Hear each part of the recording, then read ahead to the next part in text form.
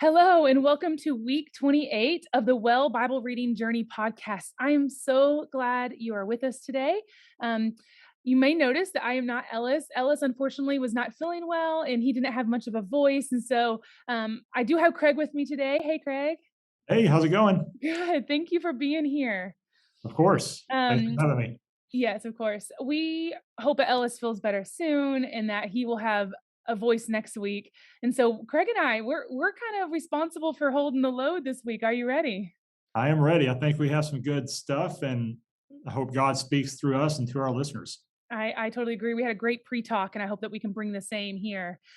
This is week 28. I cannot believe it. We're going to be in Exodus 29, 30, and 31. We're going to talk about those as kind of a group. And then Psalms 27 is this week. And we're going to do a lot of focusing on Matthew 27 this week. Wow, what a big week. So let me just set up Exodus just for a moment, and then we'll get going. Here in Exodus this week, we are still in the tabernacle instructions. We are still here another week. I think that this has been really difficult. A few people I've spoke to, they're like, "Oh, when is it going to end?" It's like I think my teacher, my Sunday school teacher, Alvin, said this morning, this is like the Bible HGTV, like the building program. How do we build? And so either you love it or you're totally like ready to drop out. Let me tell y'all, one more week, fight through it. Next week we get back into the narrative, and so we have right here the kind of the end part of the priestly part of the tabernacle, why that's so important. And then we also have instructions of just really specifics, like what type of incense, what type of oils, who's going to do the building, just really important instructions. They all have symbolic meaning. Craig and I are going to jump into this just a little bit. So Craig, go ahead and jump in for us. Yeah. So I'm going to start with, to your point that you just said, the priesthood. And I'm going to go back a little bit to Exodus 28 because Exodus 28 and 29 are really a package when they talk about the priesthood. But just setting up a little bit, I want to get into kind of our own context for what the priesthood is, because both Baptist and the Protestant traditions have a strong commitment to a doctrine called the priesthood of all believers, which means we all have access to God through Jesus, who is our high priest. Jesus is our high priest. But because of him, we have no further need for human priests, for human intermediaries between us and God. We have direct access. Martin Luther himself, the father of the Reformation, he wanted to return ministry of the church back to the people. And in a 1520 essay called Address to the Nobility of the German Nation, Luther writes, For whoever comes out of the water of baptism can boast that he is already a consecrated priest, bishop, and pope, although, of course, it is not seemly that just anybody shall exercise such an office. So he was trying to strike this balance of moving the priesthood back to the people, but also recognizing that there is a role to be carved out for this function of priest. And we see this journey in the Old Testament. We've seen God with all of his people in Genesis. He started out with everybody, really, and then he started focusing with Noah as soon as the fall and the flood and all that was becoming, a really barrier between humanity and God. So he started focusing on special people that could hear his voice. So we get Noah, we get Abram, and then Abraham, coming up into Isaac, Jacob, and then ultimately the 12 tribes. And so the point is, God is starting to form a relationship with special people, but it's really everybody that has access to God, but people's sins and their idolatry and unfaithfulness towards God and who he is closes them off. It shuts off their ears. So God has to have special people he can talk to. And even as he moves people through, or the people that he has chosen, the Israelites, through Egypt, through the Red Sea, frees them from Egypt and brings them into the wilderness to Mount Sinai, he's still talking to Moses. But even now, we're starting to see the need for him to craft out a certain select group of people who will be Aaron and his line to be priests. And as he gets into Exodus and ultimately into Leviticus, where there's a whole book that is needed to explain holiness and what it means to live with God in the tabernacle and in God's presence. That's the book of Leviticus, working that out. We see the need for priests and the need for the people see themselves in the priesthood, in the high priest, not because people couldn't come up before God themselves, but because they're in their sins.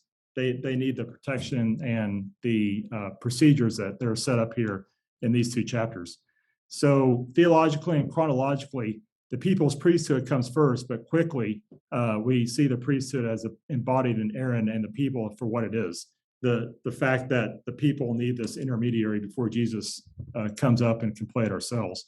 So these entire two chapters make that provision. They allow for the chief priest to make atonement for the people once a year in the tabernacle's holy of holies.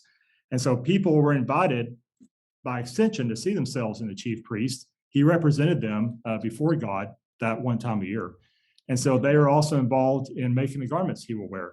The chief priest's special clothes that are set apart become special in a sense because one, God has ordained it, but two, because the people have had a hand in making it, and three, because it carries out the instructions that God has given here. The clothes are for splendor and beauty, and because Israel itself is a people who are splendid and beautiful in God's eyes. And lastly, when he stood before God, the chief priest took the entire whole people with him. Not only were individual people invited to see themselves in the chief priest, but the chief priest brought the people with himself before God. This was further symbolized in the engraving of the 12 clans' names on two onyx stones attached to ephod's shoulder pieces on his clothes. And at the same time, the anointing symbolized the fact that the priest belonged to God. So he together brought God, he brought God and the people together. And then the breastplate also incorporated a pouch for what the words in the Bible, the Urim and the Thummim, which means God's responding to the people when they needed a question answered or needed guidance. And there's some reason to believe that this might have been inscribed with signs like we would say yes and no. So kind of, the ability of the God to respond to the chief priest's prayers or petitions. Interesting. That's great. You're right. These two sections have to be kind of put together. So I'm glad you brought those together for us. I was just thinking about when you was talking about the clothes being made by human, these almost beautiful garments. But I love how I added that have to have linen undergarments. I think that was just a fascinating point. And also that after it talked about the linen undergarments, that it says to cover their nakedness. And of course, I immediately thought of Adam and Eve. They were the original set up priests in priestlyhood, and they saw their nakedness and they were in shame. And so even though these priests kind of represent a new type of priesthood that's separate from the one God intended for in Eden, the garden, but they still have to have their nakedness covered. The shame is still there. I thought that was interesting. Yeah, that's a great tie back to Genesis as well. So yeah, it all ties back to the way it should be in the garden. Yeah. And you said this a couple of times. He's trying to recreate the garden here in the tabernacle, and this is part of that. It is. It's like he's trying to get, it's like I hate to use the word diminish, but I don't know the right word. It cannot be the way it was originally meant to be because Eden was a place where heaven and earth met. Right. Now he's trying to recreate it the best he can and as beautiful as he can, but it can never be what it was. So it's like a diminished version of it. Yep. Yeah. Absolutely. It's good stuff.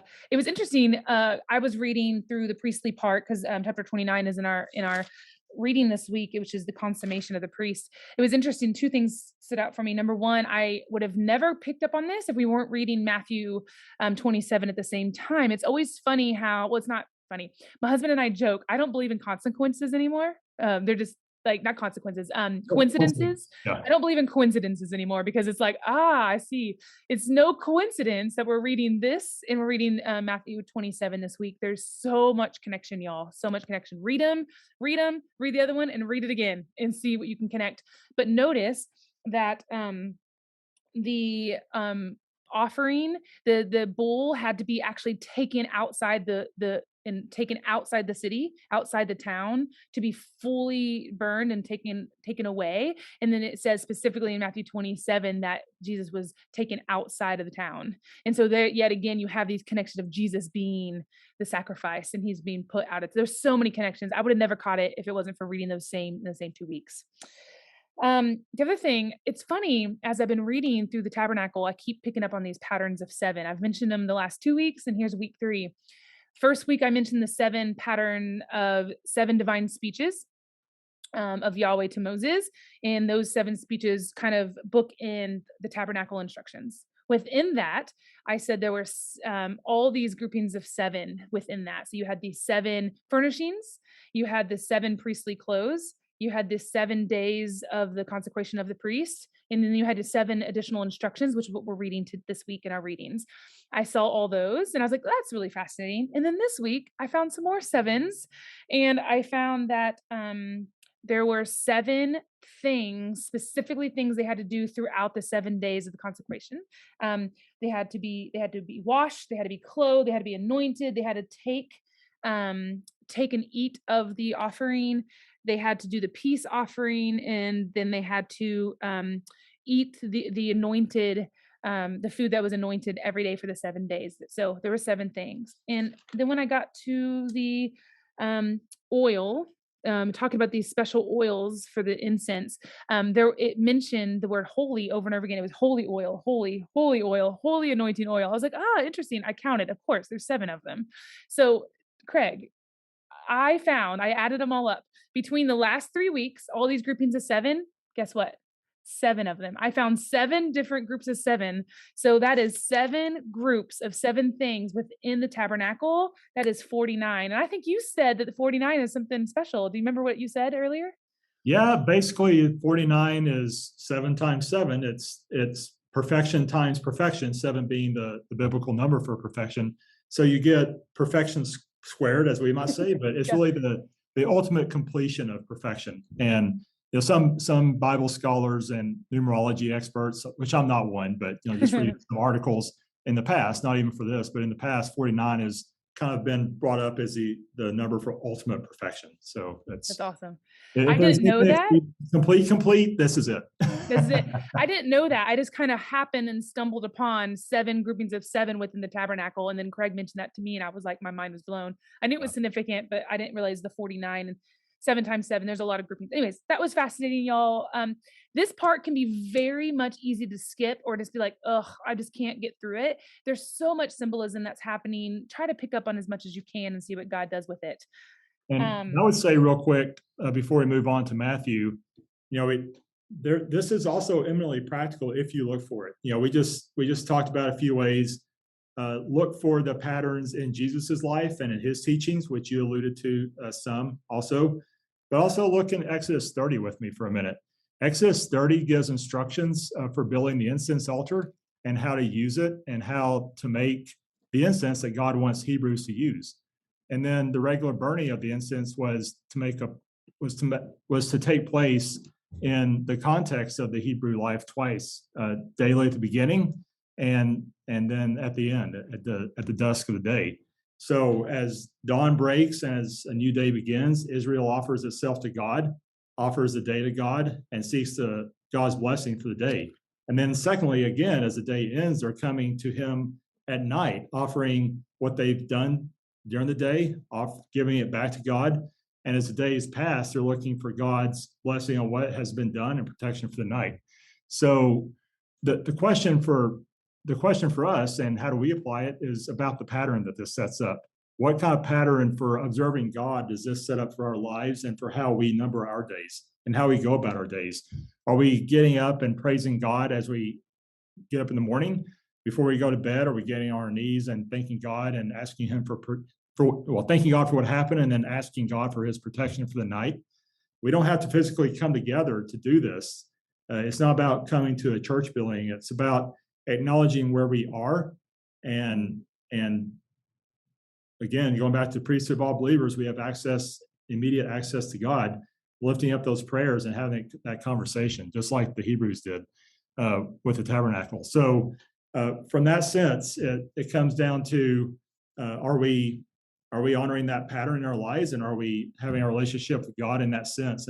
And the church has always recognized this. They've had this sense of morning and evening prayer in other traditions, and Baptists may or may not want to follow that, but it's something to think about, that there's these defined times of morning and evening prayer that are helpful, not mandated, but helpful for the Christian life. That's a really good point. I think that sometimes there's certain sects that don't do as much ritual in the praying and the things, but I think we still are called to do that daily in evening and morning. I can remember what verse it is off my head, but about um appealing God's word to your children in the morning and in the evening. I think we see it throughout scripture, but this is a good point, good part of that. I love that. Um I remember that in Exodus 30, at the very end, the very last sentence of Exodus 30, we get this whole phrase of Moses saying that um, the 10 Commandments, the tablets are written by the finger of God. I mentioned this a few weeks ago, and I'm just going to bring it up real quickly. We saw this back in Exodus 8 during the middle of the plagues. This is when the gnats, the plague of the gnats, all the gnats were coming up from the dust, and the magic, the secret dark magic, were kept trying. They were able to kind of recreate the different things that Aaron and Moses were able to do at that time until then. And then they were like, oh, we can't even try. This has to be the finger of God. So for them to recognize the finger of God in that moment was a really big deal. And that phrase is only mentioned 4 times total in scripture. You have it in Exodus 8 when it with the gnats. Then you have it here for the second time where Moses is saying that the covenant the tablets are being written by the finger of God. You get it in Deuteronomy 9. Basically he's just relates the account. He's just saying the same account over. He's just saying, remember when God wrote with his finger of God. Now, mind you, the God is a spirit, so God doesn't have actual fingers. I mean, so what it actually means is kind of like a saying that means um he is the one writing it, like with his own power, but it's not with a finger. It's just that we use human character traits for a not human God. I mean, I know we're in his image, but he's a spirit, so he doesn't have actual fingers. So supposed to imagine him writing it. And then we also see it in the New Testament. It's really neat. Jesus uses it when he heals a blind man from a demon.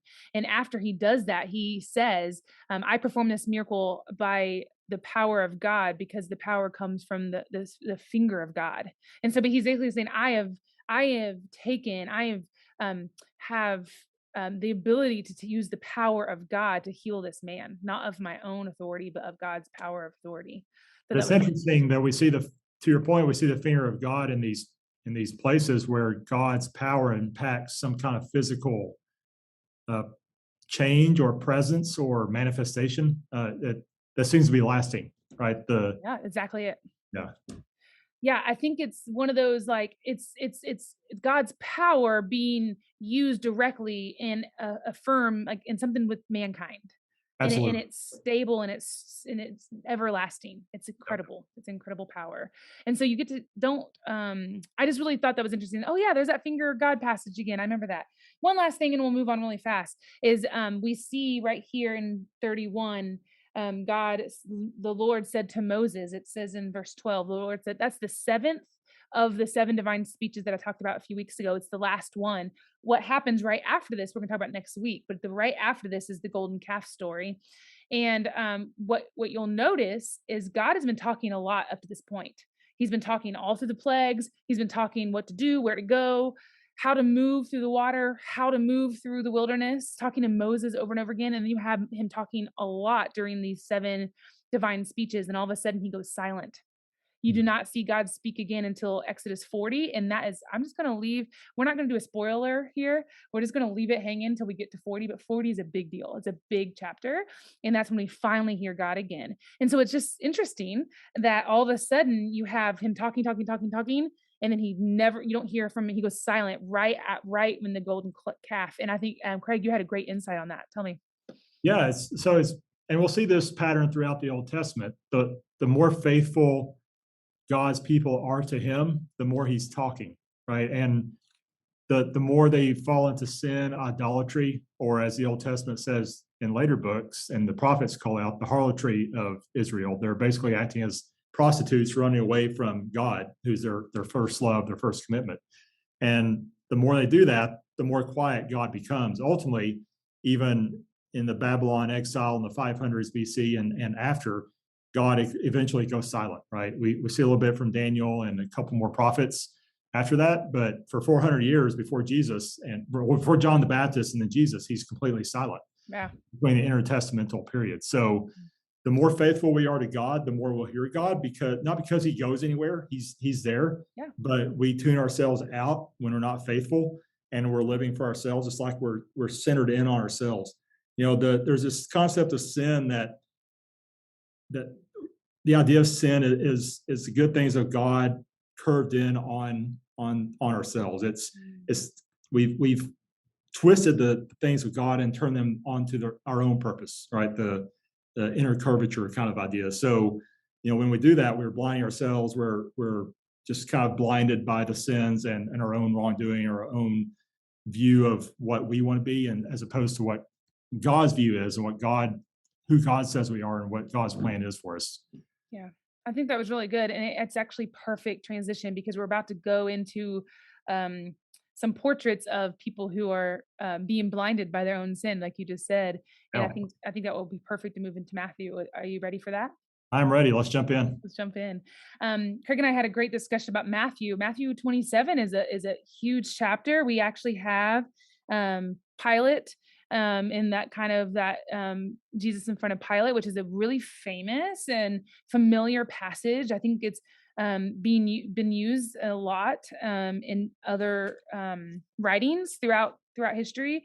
It's very well known. And then we have the crucifixion, and we have the death of Jesus, and we have the burial. And as I was reading through here, I was like, oh, how are we going to ever talk about something that's, one, really heavy, and two, something that's super familiar? How can we find something new? And so as I was studying and preparing, this concept came up, and then I think Craig and I think we're ready to jump in. So um I found these four portraits that you see right before the crucifixion. You see four portraits of I see them as almost our own human character being portrayed here, and it's something that is just part of our human nature, and it still exists today.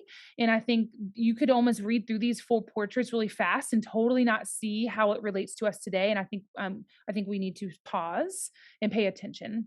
Um, First of all, you have this setup of these high priests, these chief of priests having an early morning meeting, and this is after the sham of a trial that they gave Jesus, total sham.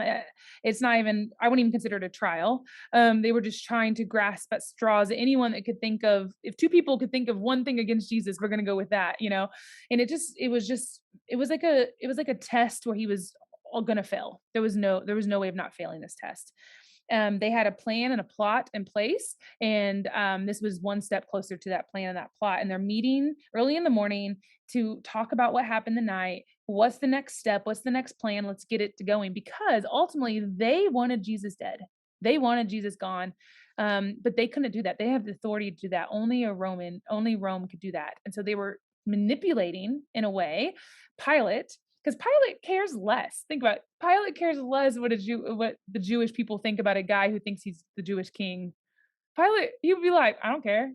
All he cares about is peace for Caesar and for Rome, and he was there to just keep the peace and help them, make sure that they're paying their taxes and all the things. And he ruled with an iron fist to keep them in control. But And ultimately, he and that's what peace was for the Romans, right? The Pax Romana. It was peace wasn't the happiness of the people. It wasn't the love of the people. It was just what you just said, keeping the people under an iron thumb or an iron fist. That's exactly it. And so how are they going to make a Roman governor who hates the Jews, don't care what they're up to? They don't care if they have a guy who thinks that he's the Jewish king. As long as he's not, as long as he's keeping the peace, he doesn't care.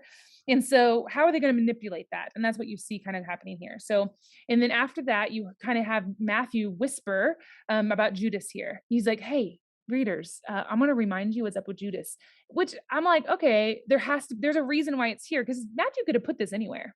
could have put this really anywhere, but he chose here because I think these four portraits fit together. And he starts here. So Judas, um, he betrays Jesus, and then all of a sudden it says that he saw that Jesus was condemned, and he changed his mind, is what my version says, and he brought back the 30 pieces of silver to the chief priest, saying, I have sinned and betrayed an innocent blood. And so you see a response of Judas here that's really interesting. Craig, what do you think about this response of Judas?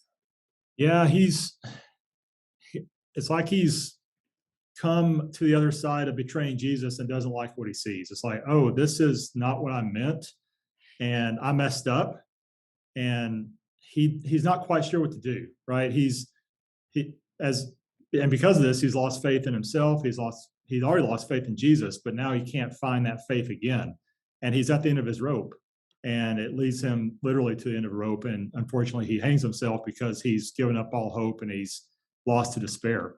And just real quick too, this ties back to the temple itself, because in verses 3 and 4, he's coming. I think our pre-talk, I'd said, and this is important because I loved how you played this out and teased it out. I said he was seeking forgiveness of sins, but you mentioned not in the sense of he was seeking Jesus again, because he wasn't, but it was almost like he was seeking a cleansing of his guilt, almost like in a courtroom, he wanted a declaration of not guilty. Right. Maybe he wasn't innocent, but he wanted to be absolved of guilt.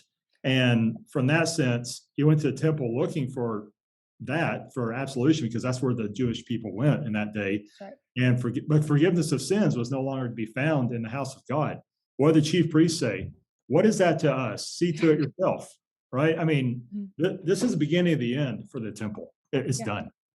It's a good point. They're kind of like, hey man, you've made your bed, go lie in it. Yep. They're like, it's not, you've done exactly what we wanted you to do. It's on you now. What I want to point out is that right here is the very first portrait of four portraits we're going to talk about of human response to guilt. I'm going to call it blood guilt, the guilt of an innocent man being crucified and being murdered. And so you have Judas, who I think something in him had to have turned off to even betray Jesus. Something in him just turned off. Maybe that be blinders, maybe that be wickedness, maybe that be I think even John even uses the devil entered him, Satan entered him. So whether that be wickedness or evil directly or pride, I don't know what it was, but something turned off in him where he was able to betray Jesus and someone that he was really close to. And all of a sudden, it's something about when he sees Jesus being condemned, it's like he woke up and realized what he had done. And the guilt was so great that it's like he couldn't get the guilt off of him. He's like, there was no amount of mercy or grace or forgiveness that could get that guilt off of him. And he felt there was no other way than to end his life, which is really sad. And it's the darkest of the portraits we're going to talk about today. It's definitely the darkest one. But I think what I want us to focus on is, I think as we go through these four portraits, this is a human condition. Judas represents one of the human conditions of how we respond to our own guilt. I am equally responsible for whether that be the brokenness of this world or for my sin, and for the things that I do, when I follow my flesh, when I follow the evil and turn blind eye to my sin, and I am responsible, equally responsible for the death of Jesus on that cross. How do I respond to that guilt? And I think we're going to look at some portraits of how people respond, our human nature to respond to guilt. So you have Judas's response here, and it is just, no amount of mercy or grace could ever forgive what I have possibly done. There's nothing. And there's only one way, and the way is not even being here anymore. That is sad. Yeah. It's so true.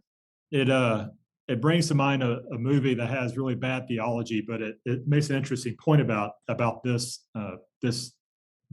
this self-recrimination and this self-sense of guilt and not being able to see the lifeline of forgiveness.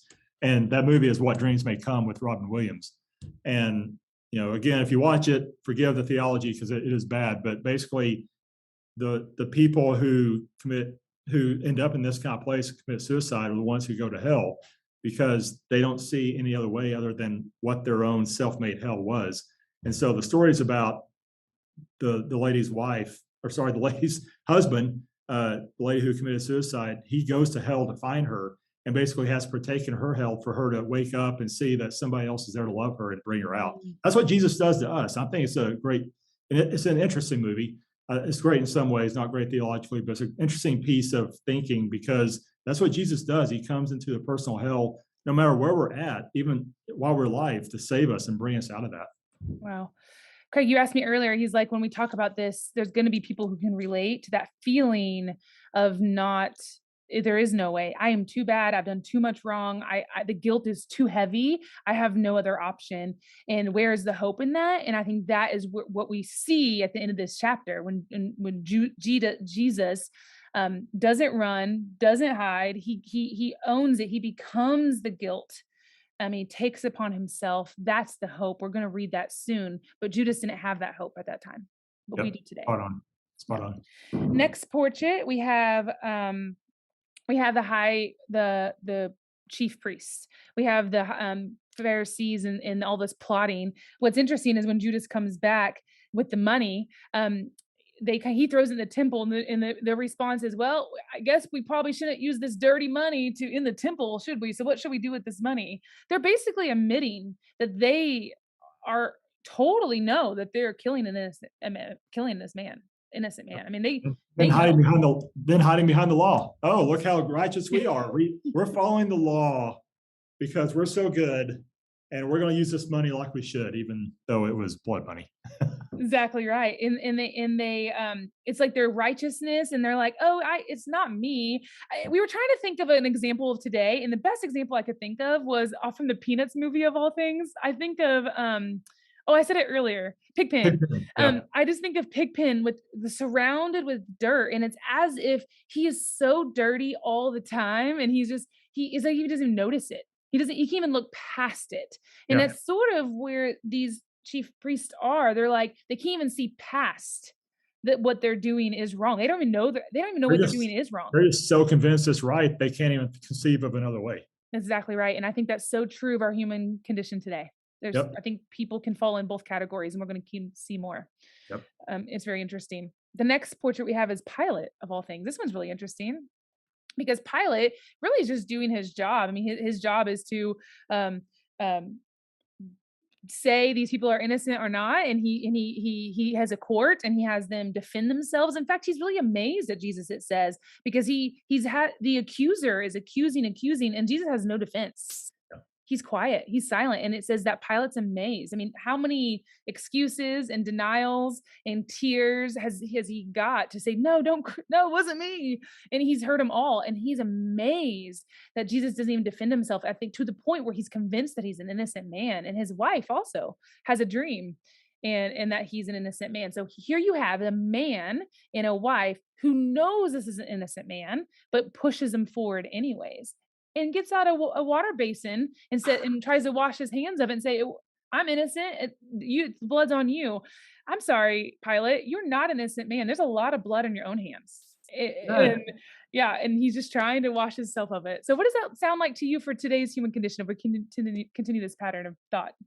Yeah, it's interesting that there's people who have clear responsibility for contributing to this mess, for moving forward Jesus's crucifixion, and they're trying to absolve themselves of all responsibility. We saw that with the chief priests that you just covered in Matthew 27:4, when Judas tries to return the two pieces of silver to them in the temple. How do they respond? What is that to us? See to it yourself. Compare that to Pilate's response in verse 24 of the same chapter. When the crowd demands that he releases Barabbas and crucify Jesus, he says, I am washing his hands in the basins, to a point you just made. I am innocent of this man's blood. See to it yourselves. Yeah. So both these groups are saying, see to it yourselves. This is your problem. I'm pointing out to you the rightness of this.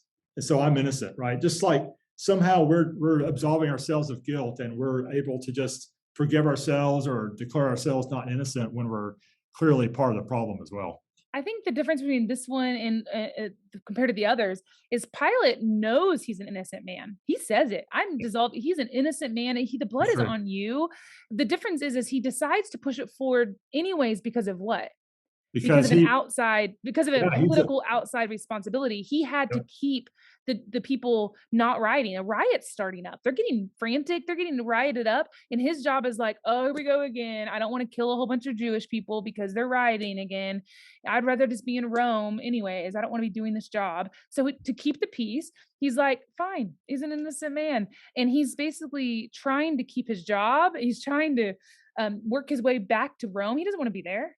yep. And so the only reason he knows he's innocent, but the reason he pushes it forward is because of outside reasons. I think Yeah. So that's so fair. how many of us make decisions we know maybe not exactly right, or maybe we're fudging a little bit on what we know is moral because it's Mm-hmm. the convenient thing to do. Well, I Mm-hmm. don't want to take the reputation hit, or I don't Right. want to have somebody think less of me, or I just Right. want to go along to get along so they don't make fun of me. We all do that, We all right? do it. Yeah. Yeah. I think it's part of the human condition for sure. Yep.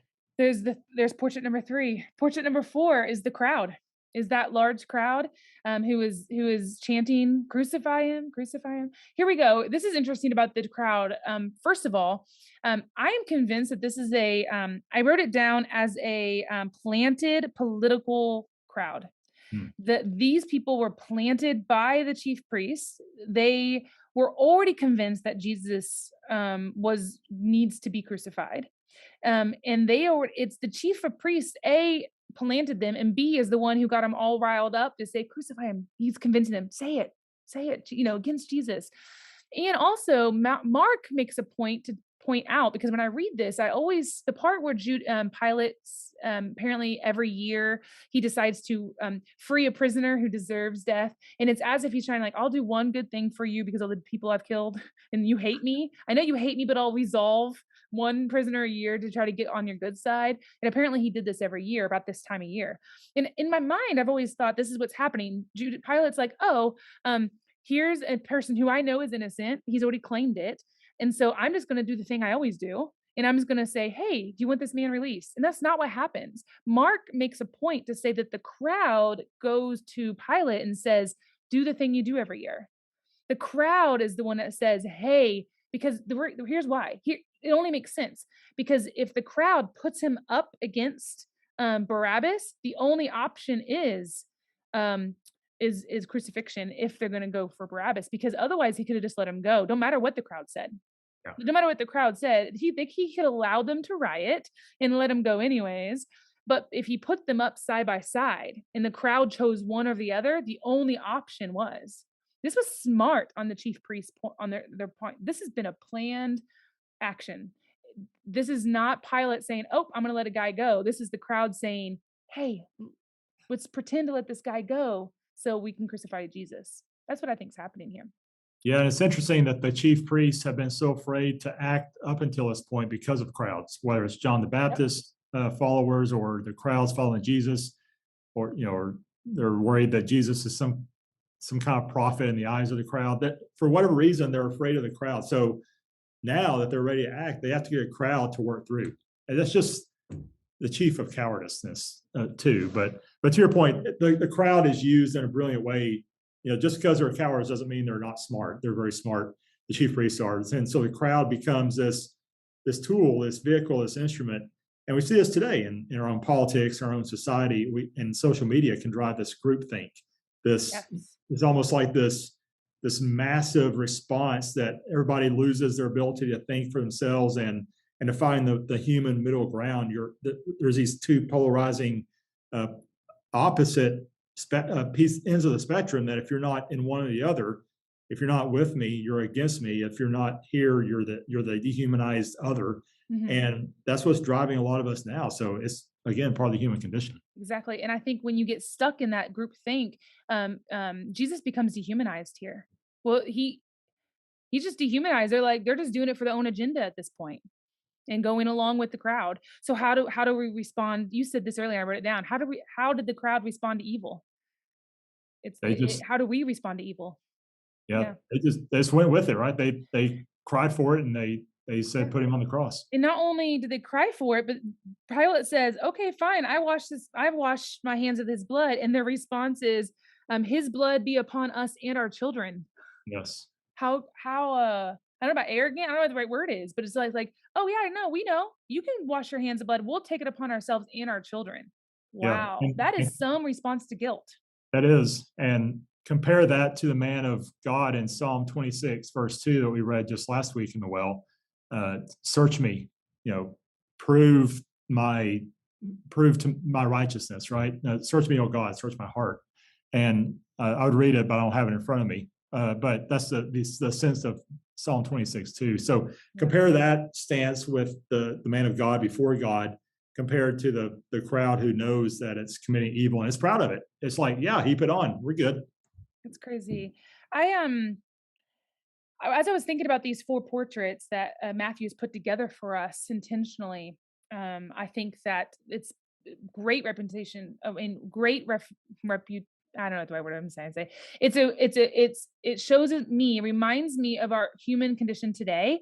But I was like, I think there's one missing because all of these response is sort of towards evil or the guilt. They kind of either can't can't take on the guilt, or they try to wash their hands of the guilt or deny that they're responsible in any way or that they're in the right. Right, I'm just right, right.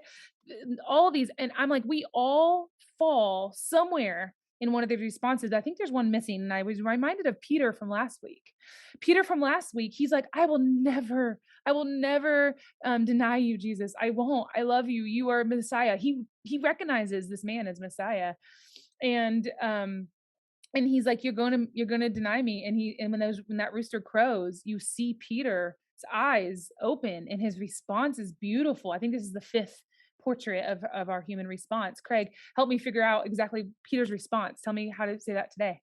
Yeah, so he's real. His eyes are reopened to your point, and he finds that lifeline of faith back to Jesus. And that, Judas finds the rope that he hangs himself with.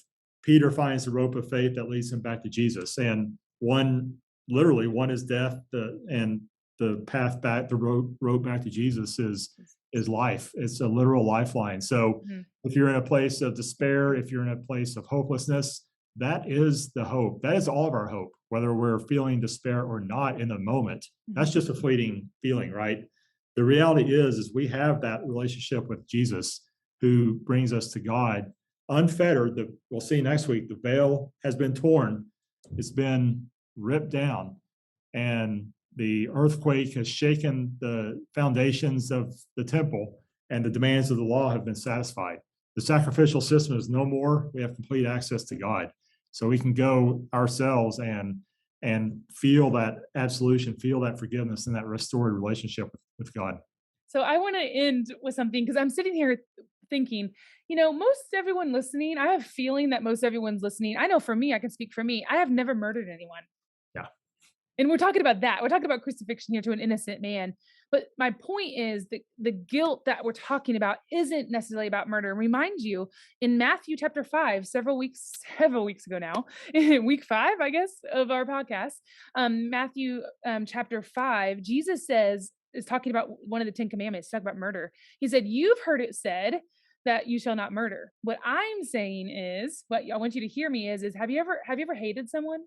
Mm. Have you ever thought you were better than? Have you ever wished harm to your brother in your mind? That's when murder starts. Jesus, if I'm a believer, if I'm a follower of Jesus and I believe his word, then Jesus is saying, hey guys, you're not off the hook on those 10 commandments just because you think you've never murdered anyone. It's murder starts in the mind. It starts there. And so if you've ever don't think you're off the hook today because you haven't murdered someone, we're talking about anything that has to that I hope I make myself clear on this. Oh, you are. Jesus, I think you're making the point that we all need to be reminded of. We're all guilty. There's no one righteousness. There's no one righteous. No, not one. We all fall short, right? We all sin, and and the Bible says if we say we have no sin, then we deceive ourselves, and the truth isn't in us. We need to be open to the reality that we are sinners, and that's a hard reality, but that's the reality that's necessary to take the blinders off of our eyes and to not be like Judas, and to respond like Peter, find that lifeline that leads us to Jesus. yeah. Thank you for that.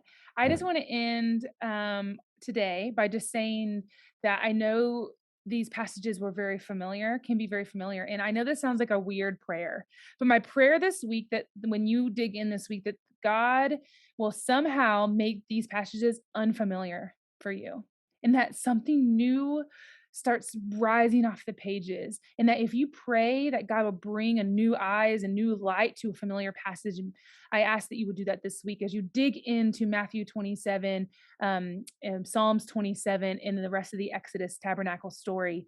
My prayer for you, and I know you will be blessed, that you start looking at it with fresh eyes and say, how can I make this unfamiliar and teach me something new, God? That's my prayer for you this week as you dig in. I hope you guys have a fabulous week. We look forward to seeing you next time. Bye, y'all. Bye bye.